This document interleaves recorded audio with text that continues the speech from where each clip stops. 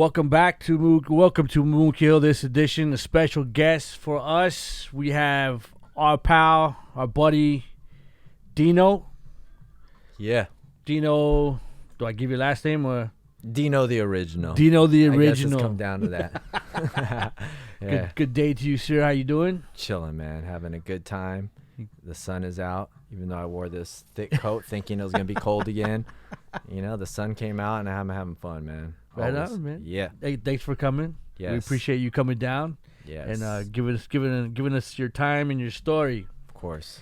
Real quick, out there for anyone that needs to, we've known this guy.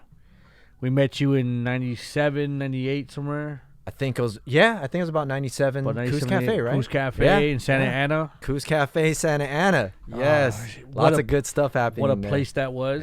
Yeah. I met you, another brother, Kulski, Yep. through Seth, and that whole everything that was going on there. Yes. Yes.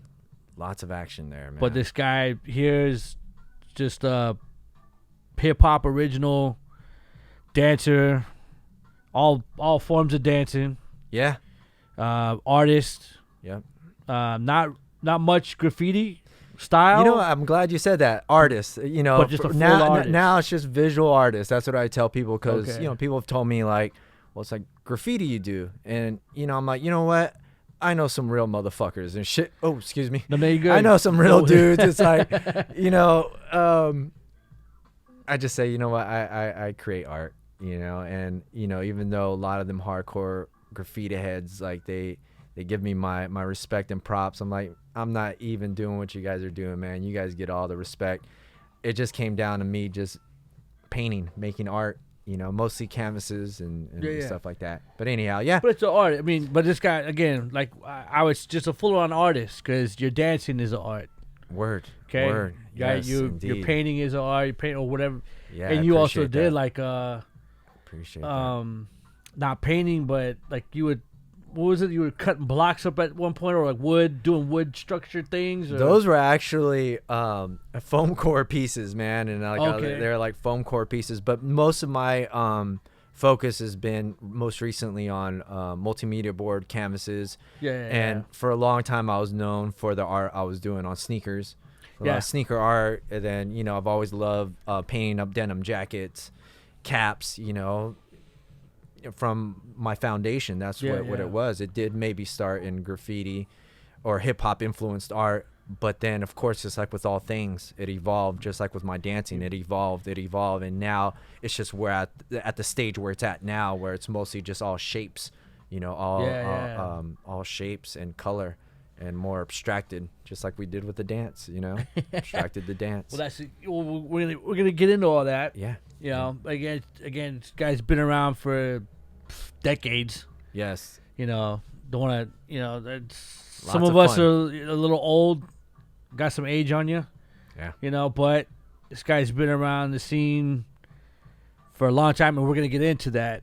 Yeah. You know, but again, not just the scene, not just the hip hop scene. You've been around all kinds of scenes, different. Mostly all anything dance related. Yeah, anything dance related, and that was good.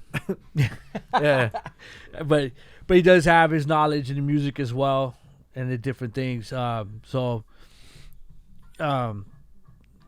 again, we'll at the beginning, we'll start off any way to contact you for anything. Again, he does paintings, right?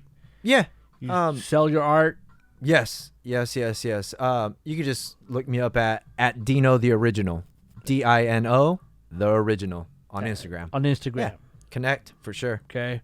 So you guys look up that, check it out, check all his stuff out. If you got questions, you know, have him come paint your jams. You know, come dance. You know, he's got old videos on there, man. He's got some new stuff on there. It's all there. Mostly all vintage stuff. I tell people, I'm like, everything I did that was cool or that would be considered cool, I tell people it happened pre-YouTube, pre-social media, right. Pre-smartphone era.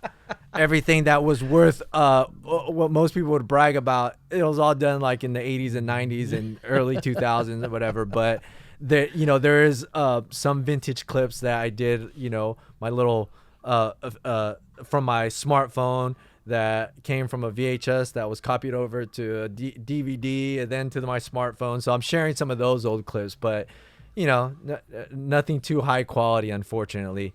And we weren't documenting what we were doing in the 80s and 90s as much as things are being documented now. So yeah, but there's a few things I share on there. No, but I will bring that up later in our conversation, because I've brought that up before as far as documentation wise. Right. Because that to me is a I think it's structured a lot of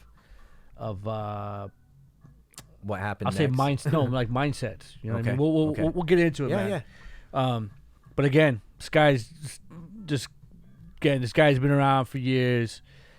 I've known him. This is going on 20, 21, 22 years. And again, been dancing, involved way before that. Right. Way before that. Right.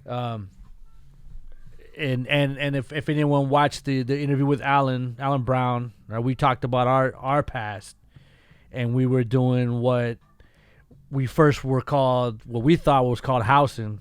Mm-hmm. That's the first term we heard of it. Right. Was housing. Right. But which then we knew, or later as freestyling. Okay. Yeah. Okay. Yeah. This guy's been at the forefront of that. Right. That part of the dance as well, and stuck to it pretty much this whole time. Right.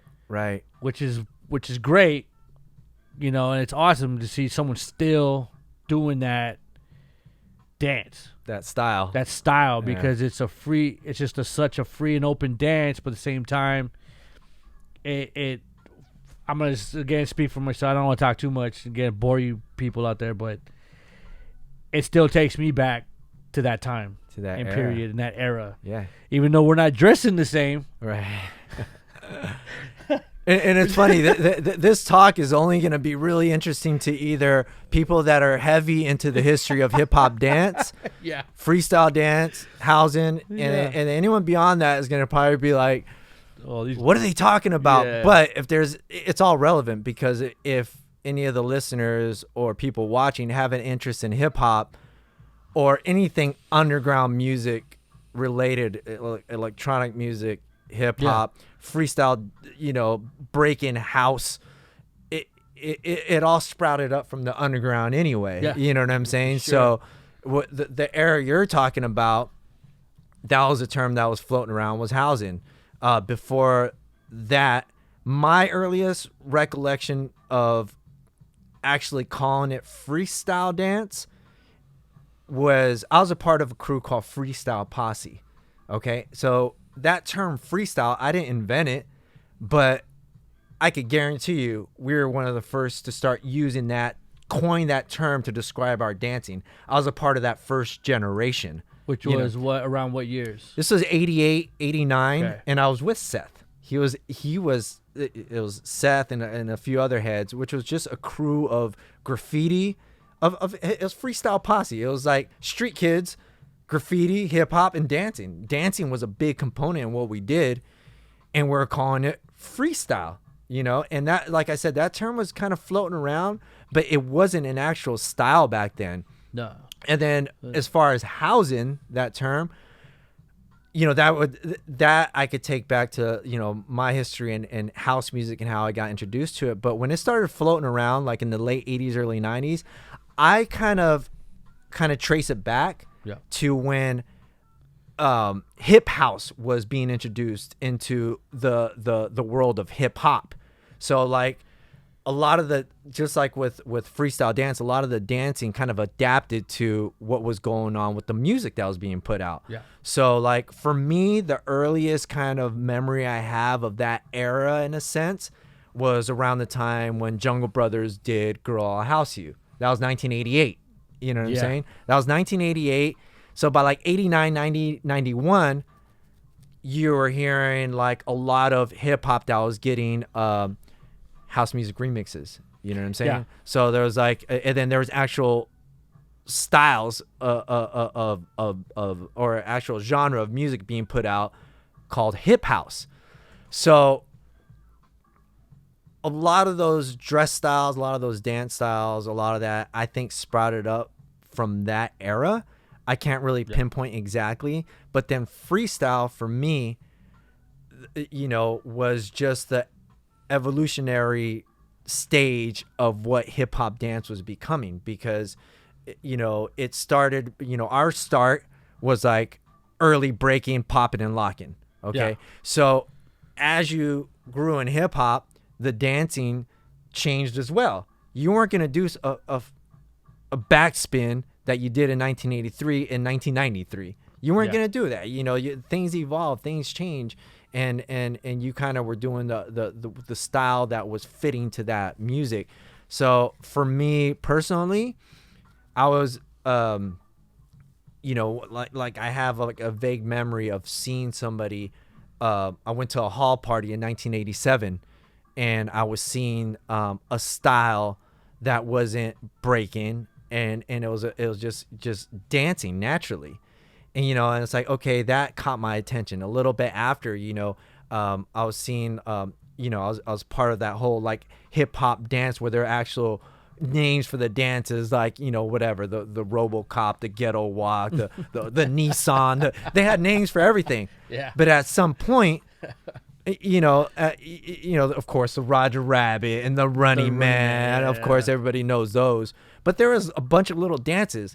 The way freestyle came about for me was a combination of everything I knew, and then just dancing with no pre-calculated. You did have your steps, but you were just kind of moving. And I guess the best example I can give from what my personal experience was as far as freestyle was what the Scheme Team was doing. And a lot of dancers, and if you don't, a lot of dancers that are part of the now generation, some of them might not care. Some people do care about history. That was one of my major influences, was what the Divine Styler and the Scheme Team were doing, and that was a part of that a certain era in hip hop too.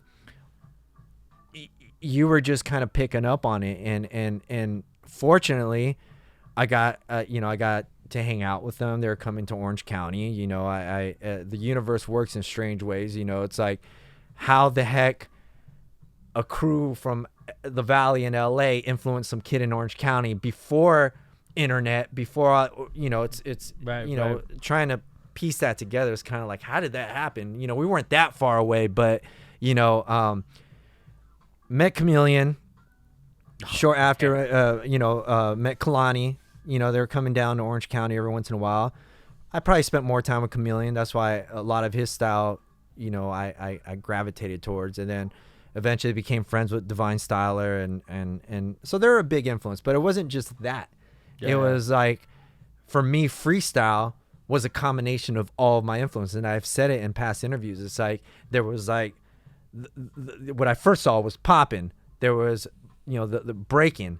Yeah. And then after that, there was what was going on in 1985, 86, 87, it wasn't just hip hop I was into. I was listening to Trenier, to just dance music, to 80s music. Yeah.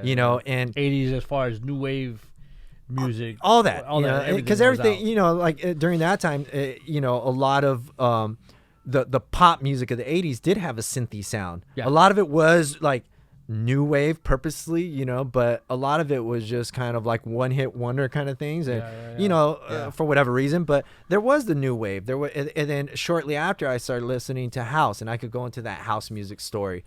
We'll go into that. Stuff. But as far as freestyle, it was just a combination of all my dance influences, and we started using that term freestyle. We're freestyling. When people are like, what kind of dancing is that? It was hip hop. I could say, yeah, I'm hip hop, but we were freestyling. And then eventually that became kind of just like a segment, a category within that underground dance. Of course, but that didn't come till later. People didn't recognize freestyle dancing until as far as that term. Because what were we going to call the kind of dancing that was going on between the years of 1988 and 1993?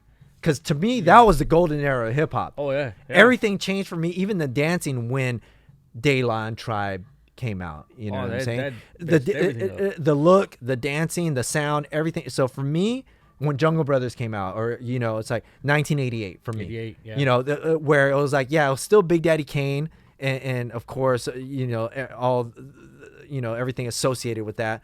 But it was also moving into something else, and so was the dancing. So that was where I started developing the most, was late 80s, early 90s. So like by the 90s, I was doing this style, and people were like, oh shit, that's, you know, it's bugged out. Like, you know, what is it? Whatever. And only a few people, like you said, can still do that style. Because most people over 45, they're not dancing no more. You know what I'm saying? No, so when you see somebody like me, you know, doing that what they were calling housing, freestyling of the golden era hip hop or hip house or whatever, you trip. It's like, oh, he could still do that, you know? And that's why it's so remarkable, and it's so fun to watch. You know, again, no one does it anymore. No one has done it for years. Well, some people do. This is not as the original school of people that were doing it. Yeah.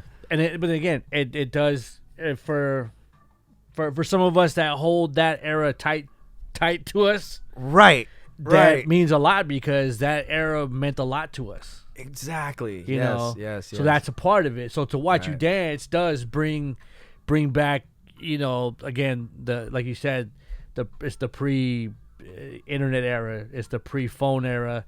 You know, we didn't even have beepers yet. You know, you know what I mean? Right. You know, it's like it was the church dances, the you know, practicing in someone's garage, because there was no practices, there was no jams. The only we didn't have b-boy jams. There was no such thing. Right. Our jams were the parties. Right. The house parties, the church dances, school dances, whatever you could get, you know, wherever you could go. And the only places we had to practice was someone's living room, someone's garage. Right.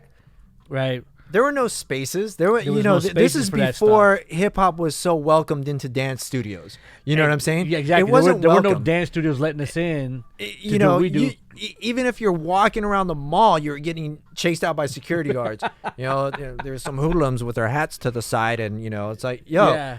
And now you walk in, and it's like everywhere. You know, it became this. Yeah. So for people like us that came out of the early '80s, went through that whole phase of like, it's just a fad, but then we stuck with it. And then we went through the journey, and then we see what it turned with it. Right. Well, what I'm saying though is that we went through the journey of hip hop, and then you walk into the world now, or you turn on your TV, and it's all acceptable. It's all everywhere. The fashion, the talk, the music. Whereas we came out of an era where it was just a few of us, right?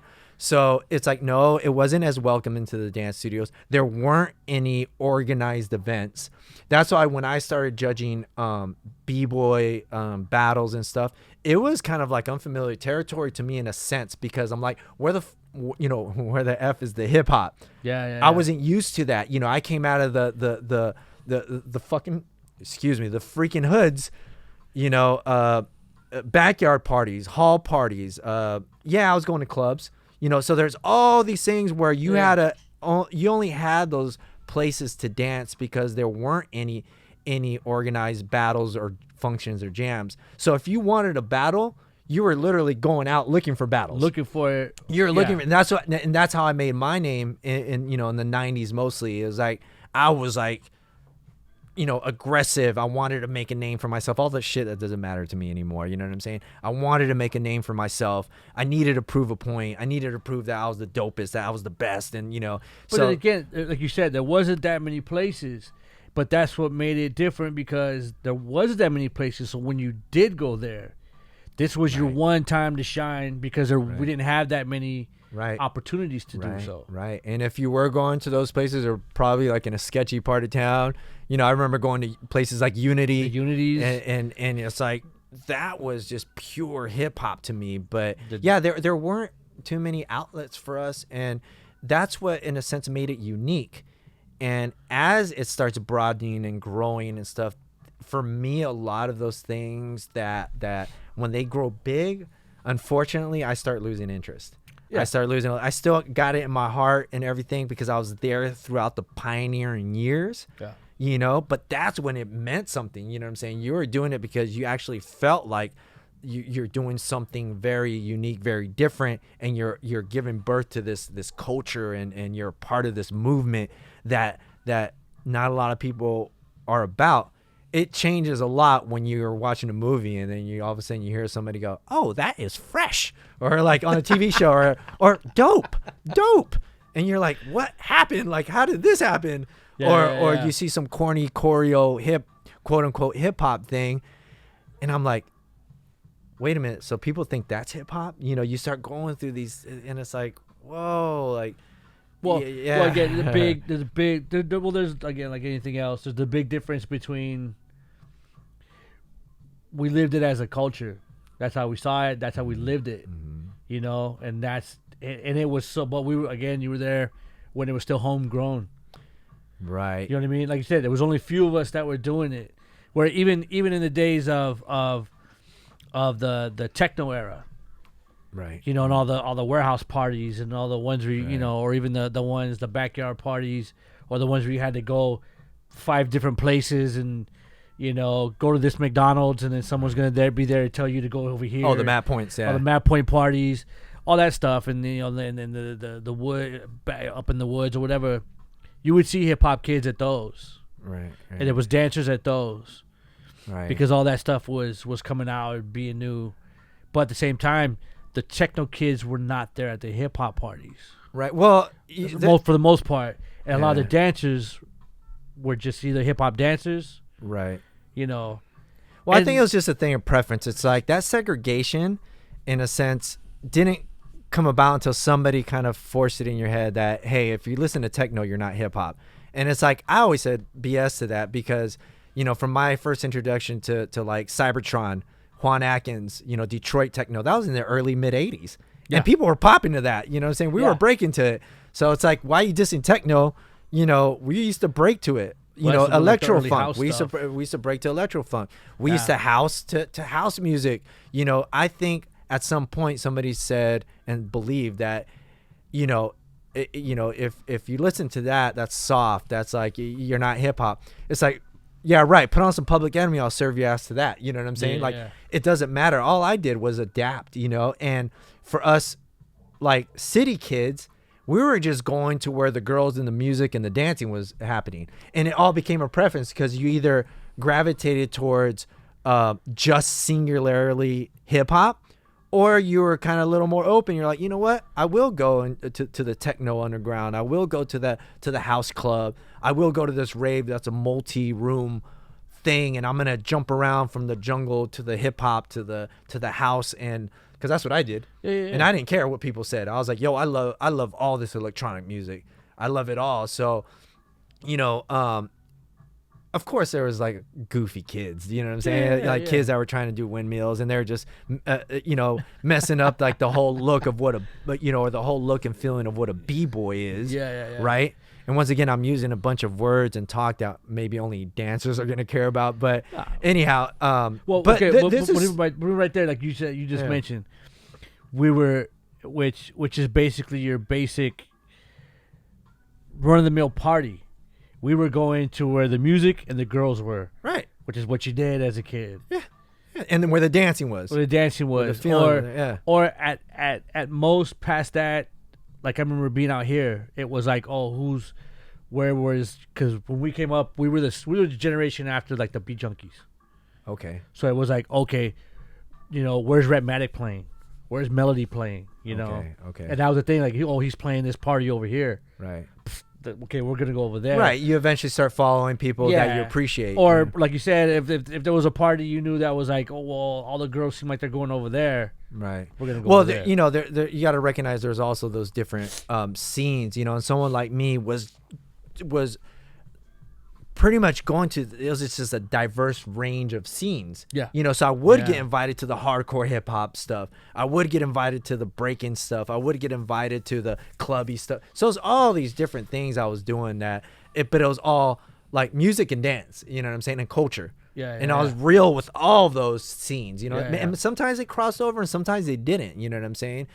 Funny thing, you're talking about Beat Junkies and all that. Yeah, of course, you know, I got a few friends and all that. But I was thinking about the city we're in, and I won't mention it, but I actually got served back in like 87 at a high school dance in this city. Okay. And one of the first times I got, because I was going to Buena Park. I was in junior high at that time. And I had older friends that were sneaking me into high school dances. That happened a whole lot. I was always getting snuck into high school dances because they're like, "Oh, this little dancer dude kills it." You know what I'm saying? So we're gonna bring him in. But it was in this city that I remember I got smacked, dude. Like, I thought I was the best, and I always had this thing and this dude served me up. And then also in this city is, I had another thought. About where you're talking about that certain golden era, and for me, it was pre-beat junkies was Marcel Yoda. Oh yeah, he used to go by DJ Voodoo. Okay, he was somewhat of an influence to me too, because him and J-Rock were doing this club called the Palace in Buena Park or Anaheim, I think. Anaheim. Yeah. So that's where you saw all that freestyle dancing and housing and all that. That was one of my first introductions to that style too, because it was local.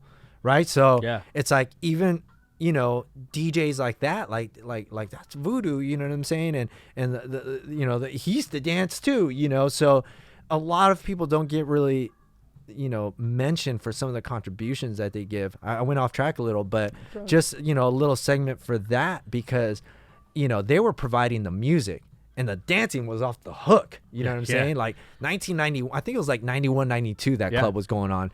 And, the dancing was off the hook. For me, it was just like, I was a little late on that style because I was still trying to bust like Scoob and Scrap, and those kind of dances. But when things began abstracting, once again, it was just what was relevant to what was going on with the music and whatnot. But then you start, if voodoo was playing at a house party, you'd want to be there, and then there's that whole thing you're talking about where, the scene kind of like you start paying attention to certain people and what they're playing, and, it just becoms, you become part of that momentum. You know what I'm saying? Yeah. I always tell this story, and I always tell people like us dumbasses, right? We went, I went to GAR for a year, which is in Artesia. Okay. And my one time our freshman year, there was one day they had Rhetmatic play. Oh wow! Okay. During lunch break. Okay. Right, and of course it jumped off there. Okay. So the dancers they did have a dance class. I wasn't part of it, but I knew everybody in it, or most people in it. Yeah. Eventually, we always join a dance class thinking it's gonna be something, and we end up being we end up still doing your own whatever deal. Like, this isn't for me and shit. Yeah. So that jumped off, and I remember hearing that Melody was playing Buena Park High School. Oh wow! Like the next week or the next day or whatever it was, I couldn't remember. Wow! So we went there. I went to Buena Park High School and went and broke in there or whatever just to go be part of that. Yeah, those lunchtime things and there was always somebody dancing and battling or whatever. That was the whole point. But we knew the junkie was going there, so for me, look at it now. I look at it like, what a dumbass. I ditched my school to go to break into some other school.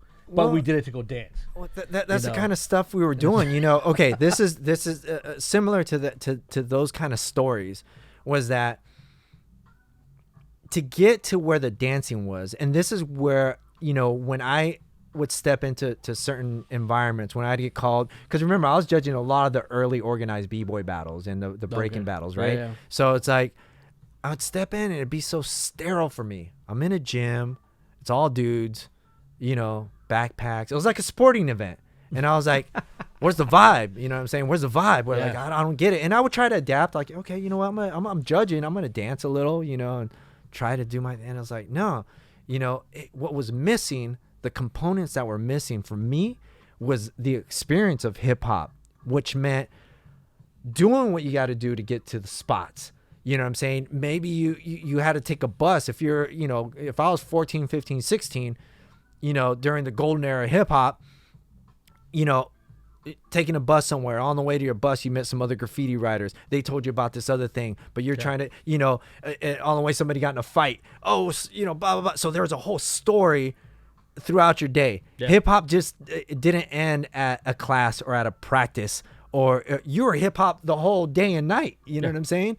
And that was a big differentiator where now, and this is where when I was, I'm kind of jumping around here, but when I was getting asked to teach, and I did, I always tell people, like, don't knock it till you try it. It's an old saying. So I actually tried doing a few things, but eventually realized that it didn't resonate with me. And one of those things was teaching hip hop classes, where, I was observing that it's like the parents or the kids, they just wanted that hour of learning some moves. Or like, no. And that's where the studios and all this other mess began kind of dictating what hip hop dance was. And it's like, when I would roll in, I'd be like, yo, we're listening to KRS-One. We're going to, do this and dance to that. The parents weren't getting what they wanted. The schools weren't getting what they wanted. But I'm like, but this is hip hop, Yeah. And then the people that really wanted to learn hip hop, I'm like, cool, let me take your kid. He's going to hang out with me. We're not just going to do the freaking 5, 6, 7, 8. Like, I never even learned how to teach that way. I'm like, no, you want him to dance like me? He's got to get the experience of hip hop, because we didn't learn with like, hey, teach me that move. It was like we were immersed in the culture, and that meant the all encompassing hip hop. You know what I'm saying? So there was that experience of like trying to get somewhere, sneaking in somewhere, randomly meeting people, once again, pre-internet, you know what I'm saying? Face to face, and that's how you found your battles. That's how, even MC battles, whatever, you met graffiti writers, you met other people that were into it, right? So like, instead of having what I remember when the internet, when I first learned what was going on the internet, because I didn't want nothing to do with a computer. Right. My little brother used to go on what they call chat rooms, right? Right. So I barely got on Instagram like 2 years ago. So that you know, have, okay. Right? Yeah, used to have, and there was like rooms, people, different people. He's like, oh, you could talk to people here and then there. And I used to think, well, shit, man. Our chat room was, the graffiti spots. You know what I mean? Or the stores that would have flyer drops. Stores, or like the stuff you heard about, like going to like the hip hop shop. Right? Or going to the palace, the hip hop shop. Because like you said, there you wouldn't just meet. It wasn't just like, oh, that place is playing. It's got a DJ or something, so it's just gonna be dancers. It's just gonna be MCs. No, it was everybody was there. So you would go and meet graffiti artists that were dancers. You would go and meet DJs that were MCs as well. And then from there they would say, hey, do you write? Yeah, I write. Oh, meet us at the tunnel. Right. You ever been to Belmont? You know what I mean? Right. Or we're dancing over here. Or here, meet my man Dino. Right. And somehow or another, it was all word of mouth. But it was networking by going there. Right. You had to actually experience it. You had to actually go there. And see, this is the thing. I don't want to diss a lot of what the internet has helped with, and it's a great tool, and YouTube is great and all that stuff. Okay, fine. Sure. But unfortunately, I just didn't transition well into that era of things. So now if somebody was to mention my name, they probably wouldn't know who it was. And the first thing to do, probably look me up, oh, he's judging, and I don't have any content up. But going back to what you're saying, in comparison, okay, this is what I was experiencing. Let's say a Unity. Alcoholics are performing. They're on stage. They're blowing it up. They got their dancer on there popping. On the floor, people were watching them, but there's also mad circles going on. The energy was just like, so when I started kind of dipping out of the hip hop scene, not completely, but when I started kind of losing interest was when that energy was gone, because I'd get invited to hip hop shows and it's just a bunch of goons standing around, and then the performance would go on and it'd just be like this. Yeah. And everyone's just watching the performance. By the way, that's going on in the house scene too. Everyone's just watching a house DJ. Okay, whatever. But I started losing interest because I missed the energy of the Unity. I missed the energy of like, there were people that were headlining, dope performances, but it was like Mark Love was spinning, and then the performance would go on, and then it's like there's just a different energy versus. Then it became kind of like all segregated. Okay, you go to an MC show, and dope MCs, but nobody was dancing. I started observing that. Again, there was no dancers. There was no dancers. Yeah. And I was like, okay, well, you know what? Things are changing. I'd kind of try to adapt. But I'm like, or the in-between DJ wasn't all that great for me. That's just an opinion, or whoever it was. Yeah. It wasn't anyone dope, whereas you go to something like Unity, everything was dope from beginning to end. Or it was just that real hip hop, to for lack of better words. But and then I started noticing a time where it was that segregation, where it's just like, oh, a b-boy event, and then I go to the b-boy event, and it's like, why is everybody sitting? You know what I'm saying? Where's the vibe? Where's whatever? And then it became like people like me start speaking up about what it should be like. So then people start fabricating it. Oh, we're supposed to be social dancing. Let's social dance before the jam begins or after. And it's like it seemed all fabricated. No. But remember, other than that, if they took it like that, they either took it like that, or you were just some grumpy, pissed off old dude. Right. And okay, and that's what leads me to the other part of it, was like, then there's that talk of like, just accept what's going on and just go with it. So eventually it got to this for me, because I could sit here and talk about all my opinions. Yeah. Once again, these are opinions, my perspective. Yeah. It eventually became this for me. It was just to sum it all up about anything I complained about. It finally kind of like, you have that aha moment. Stop complaining and just be what you always were, whether it's for 3 people or for 300 people or for whatever. It's like, just be what you always was. And I represent real fucking hip hop. I represent the real shit. Whatever I do, it's like, I didn't come out of no fucking corny ass dance studio. I didn't like sign up to battle, you know what I'm saying? And all those things I tried, and they weren't for me, you know what I'm saying? Yeah. It's like, so Dino, telling myself, just do what you do. Stop complaining. Let them do whatever. And I'm happy just being in my circle of friends, where maybe 30 years ago it was 200 of us, like, getting down with the dancing, the MCs, the DJs, whatever. Yeah. And maybe now it's just 12 of us, and I'm like, hey, it's all good. Let the outside world do what they did with hip hop. I'm going to keep representing the real hip hop and everything that's authentic to me, and I have friends that are on all levels of this. You know what I'm saying? I get, when something like World of Dance started a few or 10 years back, I was judging a couple of their all styles battles, and, I'm like, okay, you know what? You're trying to create something for everybody. Yeah. Unfortunately, Dino, this happened. So just, you're not going to be in the choreo room. You're not going to be in this room. They put you in the all styles thing, you know what I'm saying? And maybe there is a dope DJ spinning, and, so I kind of like accept it. Like, okay, like everyone has their lane now, and everybody has their category. Okay, cool.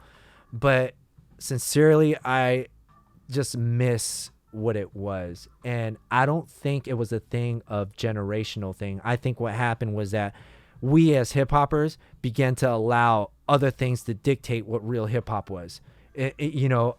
Systems of like schools, radio stations, mainstream media. So if a kid, it's not a kid's fault if they're saying like, oh, thinking this is hip hop, and all they're feeding their minds with is just what they see on TV, on YouTube, and dance classes and whatever. Yeah. It's not their fault. You know what I'm saying? And, some of that is changing, but, I got to understand where I came from. I came from from the birth of hip hop. Well, yeah. Well, let's take a quick break. Yes. Right? We'll take a quick break. Drink of water. We'll have a drink of water.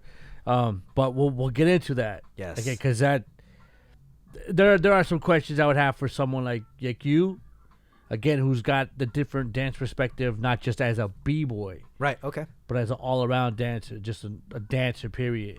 Word. You know what I mean? Water. So we'll be right back, man. Right? Hey there, cool cats and hip kittens. I'm your boy Catfish, and I'm the host of the Cat Blues Radio Hour, broadcasting on 99.1 KLBP FM Long Beach Public Radio and available on the web at klbp.org. Tune in every week. Just make sure you turn it up real loud and celebrate the blues. Okay, we're back with, again, our guest, Dino, the original dancer, art extraordinaire. We talked a lot about the dance, which is good. I again, don't worry about it. It makes me happy because that is a lost. It's a lost art, even in the hip hop community. I mean, I know now it's different because the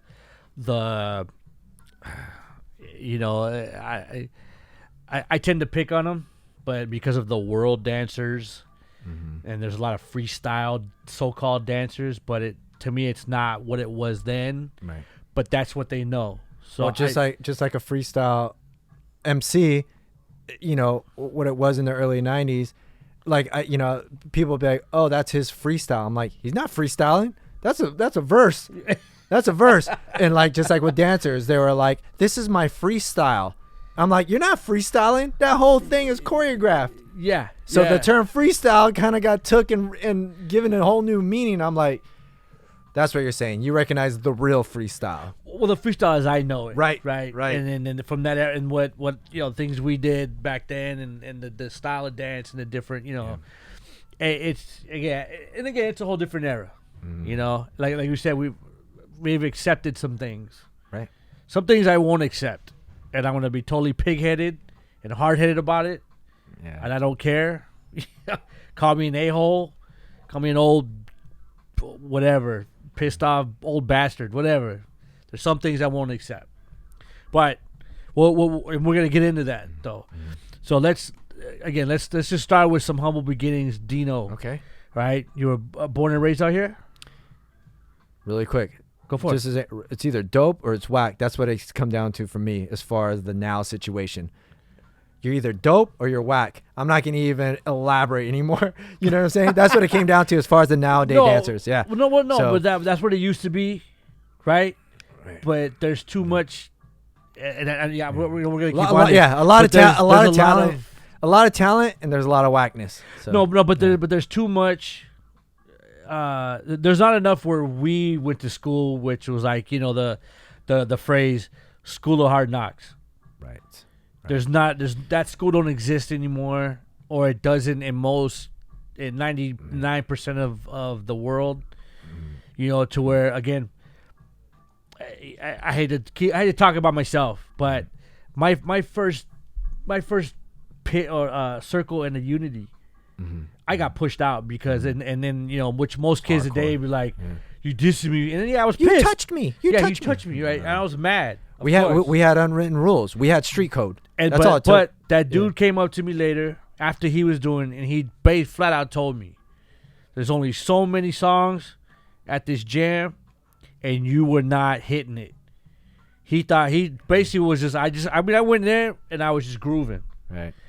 He's like, no. You don't come in here and just groove. You come in here and you hit. Big difference. Yep. But see, again, back then, I didn't go and get pissed about it. I didn't go talk crap and all that old guy stupid or whatever. I went and I sat about what he told me. That's, you know what? He's right. Again, we didn't have rules. We had unwritten rules. We had street code. No, but again, we didn't have opportunities to dance. Right. So you got those very few. Yeah. It was like you come in here and you show out, right, or don't jump in at all. You were getting pushed out. Hip hop was really hardcore back then, and whatever. We'll elaborate on more of that now. But yeah, as far as the humble beginnings, but even if you were whack, someone said, "Hey, you know what? You're whack, or right now you suck. Go back to the drawing board, kid." Or you just fucking realize it yourself. Yeah, you went in, you battled, you got served, and you come back. And that was my big thing. That's what kind of fueled my desire to get dope. And what created the somewhat of the legacy that I had within that era was that I was like, nah, I'm coming back. I'm going after the dopest ones, and eventually I ended up dancing with or getting down with that top 5% of the dopest Southern California dancers. Whether you're a breaker, whether you're a freestyle dancer, like. Everybody that was in alignment with me was just as dope or better than me. You know what I'm saying? So that's what created it, was that like you get served, you get smacked, you're going to come back and you're going to be harder. You know what I'm saying? So and that hasn't gone away. You did it yourself. Right. You accepted it. You're just like, yo, you know. You didn't go cry about it. There's just all these street codes that somehow, you know, got, it was just a different era. But yeah, as far as the beginning, this is as I started tracing back like what it was, the earliest thing for me was something like this. As far as your beginnings, like you were born right out here, right? Right. Well, yeah, getting into that. born in Orange County. Okay. Santa Ana, moved to Orange. That's where I first saw a DJ and his DJ equipment. It had to be, and I've been talking a little more to my mom and my dad, so it had to be late 70s, but it was definitely 1980 where I first saw, I remember this dude's car. It's this dude named Nick, and I have a picture of him, which is really dope. And I've told this story before, was 1980, let's say, because it was either 78, 79, or 80. But definitely 80 because by 81 I moved to Florida. So I'll get back to that in a minute. Yeah. So I would see his setup just like this: records, speakers, and his turntables. Okay. I don't know what ancient turntables they were. I can't tell you. I was a kid. You know what I'm saying? Yeah. But that DJ was my mom's friend's boyfriend or husband, or most likely boyfriend. They're shacking up together or whatever. Right. But his setup was under like this staircase near the kitchen. It was an apartment community, right? And I remember seeing it, dancing around with my little friend, not breaking, not popping, nothing, just dancing, and we're just hanging out as little kids, right? But I always remember that, and I'll always remember the car he drove. It was a Mustang Cobra, and it was like a 78, 79 Mustang Cobra. Dope car, right? Anyhow, about 1980, moved to Florida. 80, 81, part of 82, I lived in Florida and Maryland. My late 82, and I'm trying to confirm this with my parents because we're trying to piece it together here, because there is a book and coming. So late 82, early 83, came back to Buena Park. That's where we eventually settled. My mom's caught back up, and I'm trying to remember if this was before or after we came back from Florida. It doesn't matter. Somewhere late 82, early 83. Let's just say 83. Okay. She catches back up with those same friends. He's DJing at a park, and I'll never forget this. Same dude. Okay. And I'll never forget this, okay? And this is one of those memories that will stay with you. You know what I'm saying? Right. So let's just say it was 83. I remember seeing him playing. And of course, it was most likely funk disco, dance music. You know what I'm saying? 83, Santa Ana, Orange. What was going on? Funk music. You know what I'm saying? I do remember seeing poppin'. Okay, that was the first thing that I saw was poppin'. Okay. Then came that whole electro funk era. You know what I'm saying? So it was funk, electro funk. Not so much of that. Like knowing so much about hip hop as a whole, you know what I'm saying? But it was just what was going on. Then there was that big explosion of all things hip hop, real quick, for those who don't know, what is called electro funk is basically what would be Planet Rock for the probably the most popular electro funk song, right? We Planet Rock. A lot of stuff that had that electronic club feel, but the electro funk was probably the underground stuff, where you had the electronic stuff that was like what we laugh about, call like hairspray music now, which would be like your Treniers and. Well, no, this is way before that. Well, I'm saying like that. There's that sound.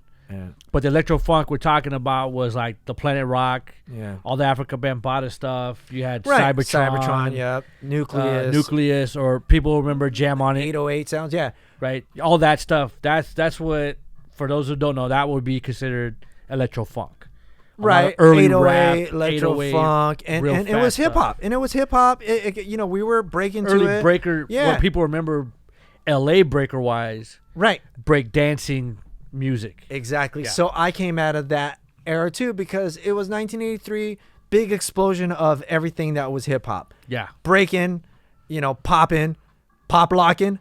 That term was out there, so I don't know the history about it, but pop locking, I used to hear it, okay? For me it was breaking. Well, again, for LA heads, right, break dancing. Right. I said it before. I've said it, but you know what? I always kind of hung on to the term breaking. That was always I even like breaking more than b-boying. It's like I just like the way it sounds. I'm breaking. I break. And anyhow, going back to that 83, you have these certain things. So when I showed up to when I got back into school, some kid named Sean Flores was like, right away, first day back, he was like, hey, do you, he's like, do you hip hop? Do you, what he was trying to motion to me, like the wave and show you. And I was like, kind of like, I wasn't really sure what that was. Yeah. And so I caught on because then I started observing things, you know what I'm saying? Like the you know, I lived in Buena Park, but I lived in apartments again. And in this apartment, it was just a big melting pot of people. And that's another story, right? People got to understand, in Orange County, it wasn't just all like, you know, beaches and like there's certain pockets in Orange County, certain cities. You know, you have Santa Ana, Fullerton, Anaheim, Stanton, where there's hoods in those cities. You know what I'm saying? That's my phone going off, right? Bad. Anyways, I should have silenced that. Anyhow, you had things going on that, you know, just neighborhood stuff, you know what I'm saying? And I was kind of close to LA being in Buena Park, you know, right? Kind of like borderline, you know, kind of, you know, pretty close. Anyhow, anyhow, I could go into all these different little things that kind of brought hip hop to me, you know, the influences, but I was young, but I had older brothers and sisters. So, you know, I was always doing what they were doing, you know what I'm saying? And I grew up way too fast, all that. But one thing I do remember for, like, show and tell, I was in grade school. You know, I brought in one album that for me that was kind of like, I guess you could say, somewhat of a, I guess just like a moment was when, you know, I heard Duck Rock, that, you know, Malcolm McLaren. Yeah. You know, and Do You Like Scratching? Like that was just like, you know, and I brought in my box into my into show and tell, and I started breaking for the class. They didn't even know what was going on. Kitty ran. They didn't even know what was going on. And everyone says, you know, I still remember, and I remember my teacher's name, Miss Stanton. You know, it's like she had red hair, and she dug it. So I was breaking and popping for so that's the first time for show and tell. Oh, right on. And I was like, this is what I do. And to think it never stopped. But, you know, back in 83, that's what I was doing. And then another moment that I remember, just these moments, and there's a bunch of them, I'm not going to go through all of them, was like putting the needle on that Freak Beat record to hear Egyptian Lovers, boom, boom, boom, boom, boom, boom. And I'm a kid. By the way, I got a shirt on right here. Right. Respect, Egyptian Lover. What up to Egyptian Lover? Yes. So, clear memory of me taking back the needle, placing it on the record, boom, boom, boom, boom, boom, boom, boom, boom, boom.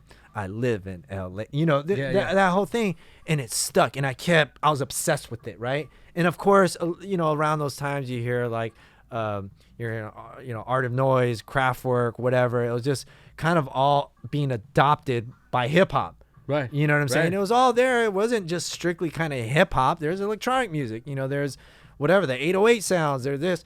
And then one of my biggest breaking influences was, of course, older brother and like, you know, surrounding people. But the person that really made an impact was this transplant from Brooklyn, this dude named Teddy. Flatbush, Brooklyn. He's down. He moved to Buena Park. What he was doing in Buena Park, I don't know. The universe works in weird ways. Right. But he was going out with the neighborhood hottie. So, you know, everybody knew the neighborhood hottie. This girl is like, you know, and they were already in high school. I was younger. Okay. You know, so this is 83, 84. I don't think it was going into 85 yet. Definitely 84. And, you know, I used to just be like, whoa, that's Teddy. That's like, yeah, Generation 1 breakers. They would wear red and black. To this day, I still love red and black. You know what I'm saying? And it was like, you know, and he would have his box with him. And I remember, you know, one time he was playing White Lines. And I became fixed. Like, I was just like, that music, that sound, you know what I'm saying?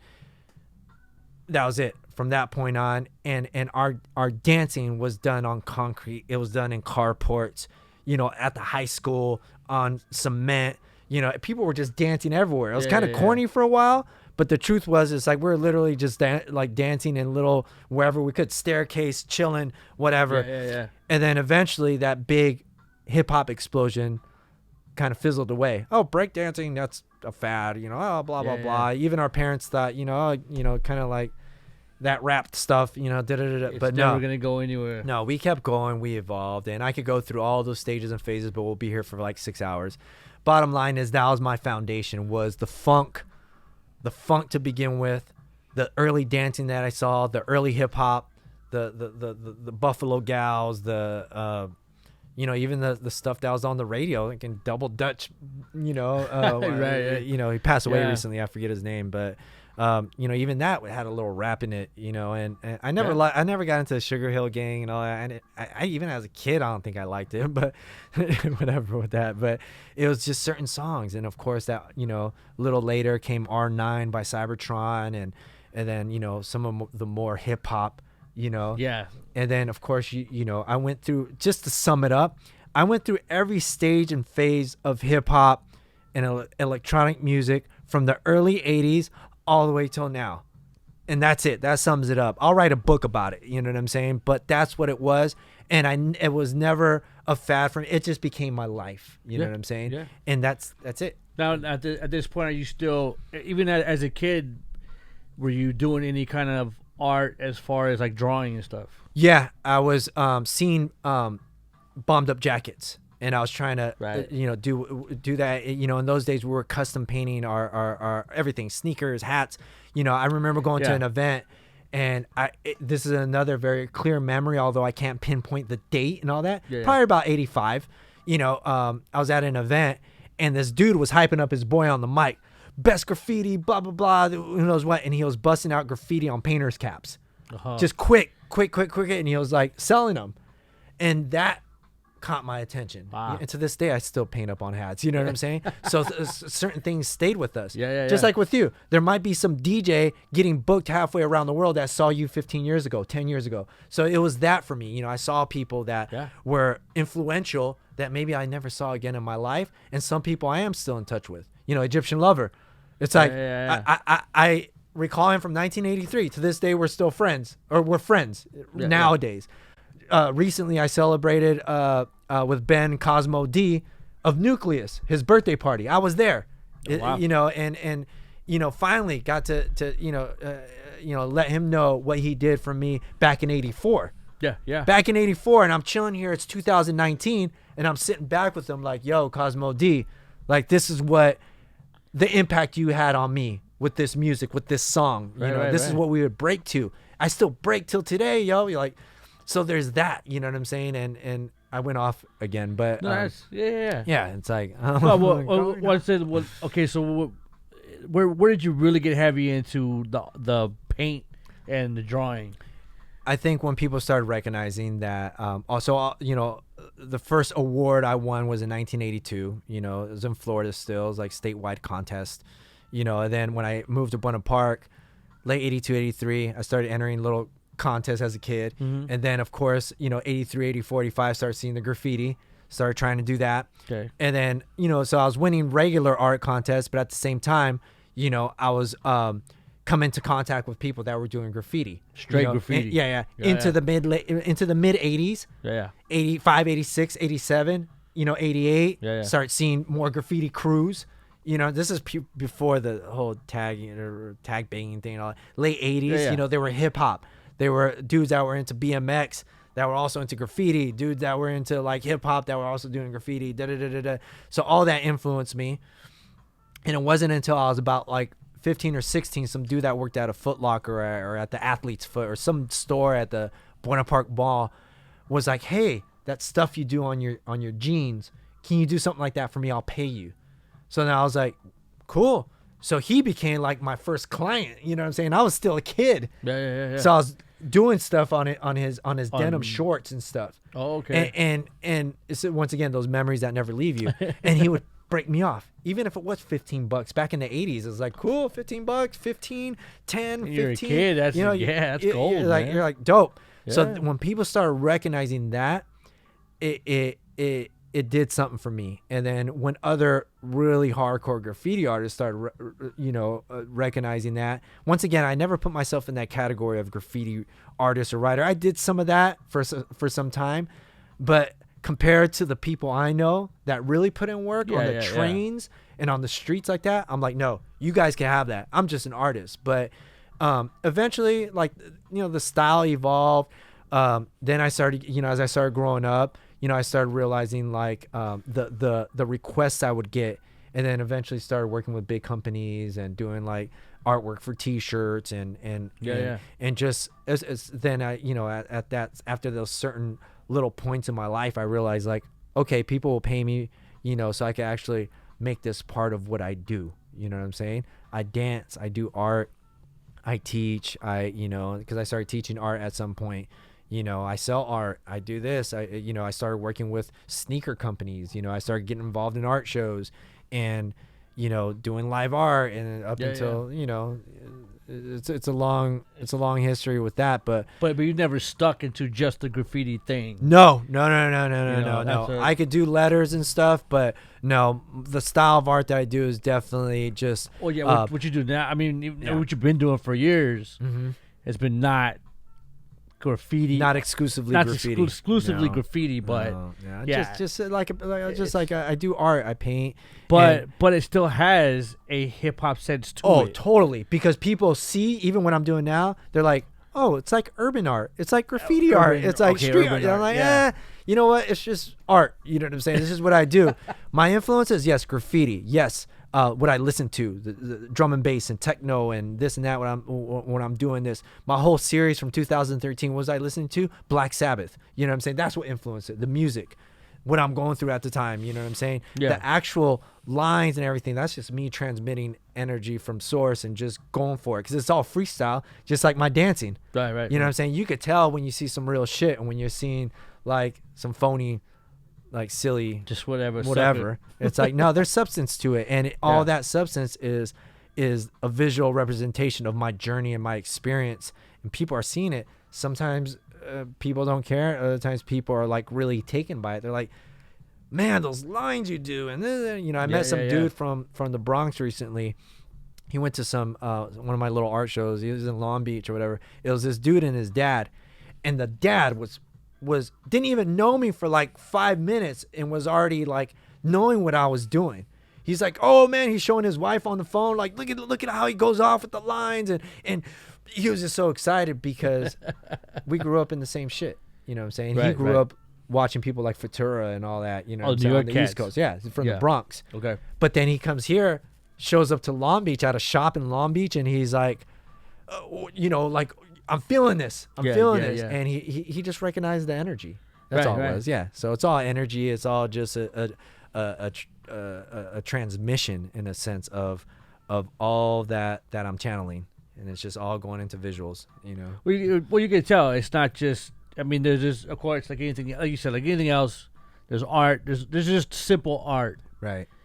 There's art that might be urban art, which is mainly graffiti, but there's other stuff that could be tied to graffiti, right? But not the influenced by. But here's the big differentiator is that I'm down with the motherfucking hardcore graffiti artists that were fucking putting in the work in the 80s and 90s, and as like, how can I say, it's like they embraced what I do. So it's like, even though I didn't go that route, they embrace everything that I am and that I do. And as far as the simplicity of it, like, one of my favorite artists is like Explode from CBS, because I'm like, yo, the way he busts out letters, and fast and all that, I'm just like, it doesn't have to be so sophisticated, complex.